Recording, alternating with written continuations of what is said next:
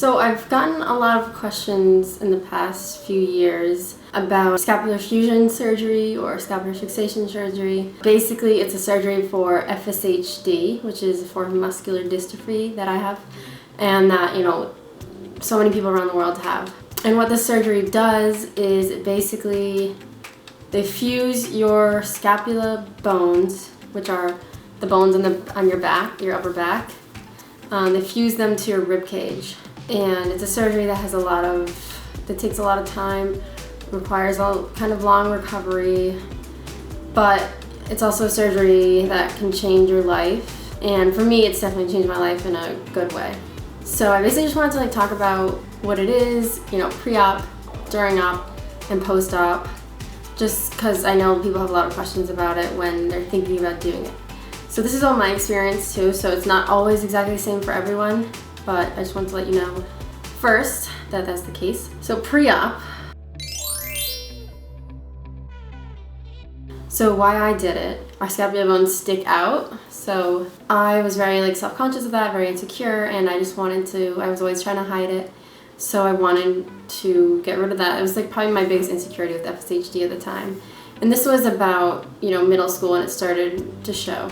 So I found a doctor in Boston, Massachusetts, to do it. So beforehand, I could raise my arms up all the way, 180 degrees above my head, but they would fall down right away. I couldn't hold them up for the most part, maybe for a few seconds at most. A lot of people with severe winging can't lift their arms much at all, maybe up here. So for me, I was able to lift all the way up, and my scapular bones stuck out a lot.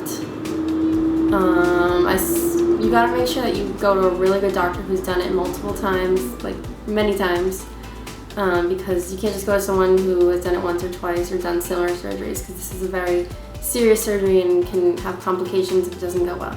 Yeah, I feel like that's pretty much it for pre-op. During op, so the day of, it was about a 4-hour surgery. They put you under, and then they give you lots of drugs after to make the pain go away. It's a lot of pain. So basically I did 2 surgeries because I did one for my right arm, one for my left. And I did my right arm when I was 20 in May. And then 6 months later, I did my left arm.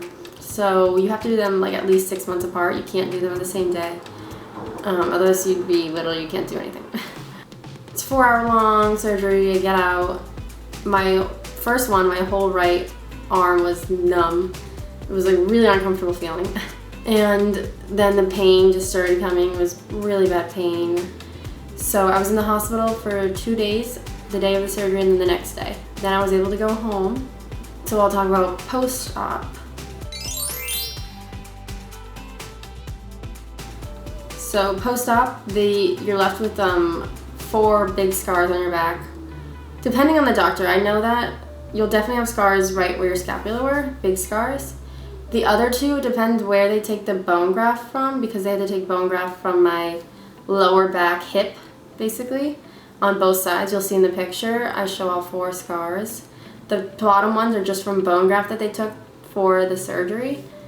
And then there was the top 2. So I have 4 scars on my back, which honestly, I don't really care that much about scars. If you're someone that really does, then that might be a problem for you because, they never really completely go away. But right when I got home, I was in this sling, and my doctor had this specific sling where, there's a piece of foam material right in here, and then your sling around your shoulder, and I was in that for 8 weeks. I couldn't really move my arm more than this. That's pretty much all I could do at that point. I was in pain, really bad pain for 2 weeks. And then after that, it really wasn't that bad, the pain. But you do have to you have to sleep sitting upright, a little far back, but you can't lie right on. You can't lie right on your back. It's very uncomfortable, and your arm, it's just not good. So you definitely have to sleep kind of upright. So then an occupational therapist would come to my house and do some light therapy on my arm. So after 8 weeks, I was able to take off the sling, which was really nice, but even after that, I couldn't really do much with my arm. I still couldn't move that much. But then the physical therapy is where it really like matters. That's what changes everything about it. So you do physical therapy for months, like a long time. And they basically just try to get your arm to be able to go as high as you can. And I think one thing you really need to make sure you do is don't slack off on those exercises because they're really important. So do them at home like they tell you to do, because sometimes I didn't, and I feel like I could have had more mobility if I did. And finally, I'll show kind of my results, I guess. I can reach my arm this much. I think it was like 150 something degrees, so not like 180 degrees obviously. And I can hold it up there really as long as I want. And it starts to hurt a little bit, but that's just because I don't have the muscle to hold it up as much. And this one's about the same. And I can go like this. It does pop a little when I do it.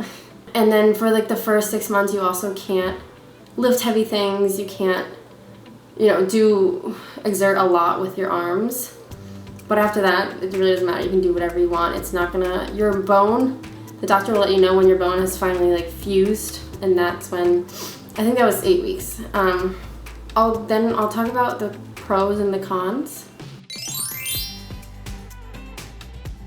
I would say the cons first. Cons, me personally lost mobility because I was able to do so much beforehand, and now I'm not going to be able to do as much.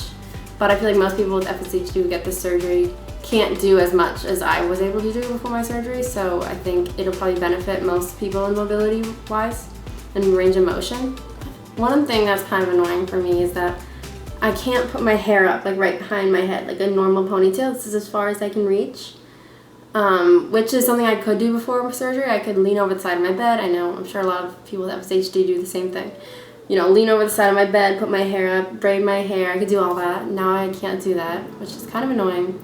But I can still, brush my hair. I can still put it up like this if I flip over. So there's still a lot I can do. I mean, I have short hair anyways, so it doesn't really affect me that much, but that is something that I found to be kind of annoying. Another con is that seats with hard backs, so like pretty much anytime you go to a restaurant, if you lean back on the seat, it hurts. For me, it hurts where my scars are, because I don't know if it's like the wires or just the bones or whatever, but it hurts. Other cons, you can't wear tight material shirts, so material that doesn't stretch.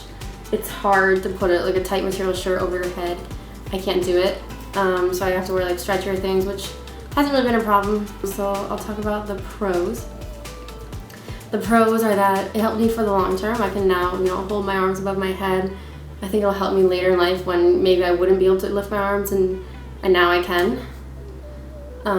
It's allowed me to wear whatever I kind of want. I used to hide my shoulder blades, and now I don't really care. I'll wear off-the-shoulder shirts. I can wear things that show my back. Your scapula's bones don't stick out anymore, literally like at all.